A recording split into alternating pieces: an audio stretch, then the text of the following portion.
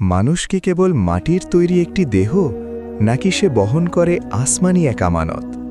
কেন ফেরেশতাদের সিজদা করতে বলা হলো একজন মানুষের সামনে? আর কেন একটি অস্বীকৃতি ইতিহাসের প্রথম বিদ্রোহে পরিণত হল? এই রহস্যের শুরু মানবজাতির প্রথম পিতা আদম আলাইহিসসালামের মাধ্যমে। আদম আলাইহিসসালাম, তিনি মানবজাতির প্রথম মানুষ এবং আল্লাহর পক্ষ থেকে নিযুক্ত প্রথম নবী। সূরা আল বাকারা 2:30।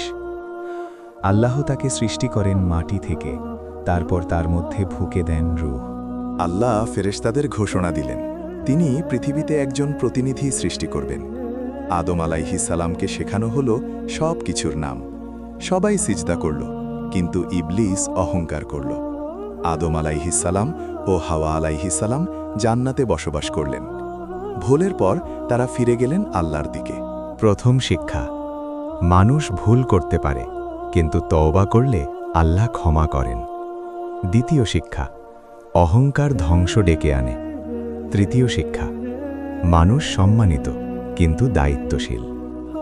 আদম আলাইহিসসালাম আমাদের শিখিয়েছেন ফিরে আসার পথ সব সময় খোলা। রব্বানা জালামনা আনফুসানা ওয়া ইল্লাম তাগফির লানা ওয়া তারহামনা লানাকুনান্না মিনাল খাসিরিন।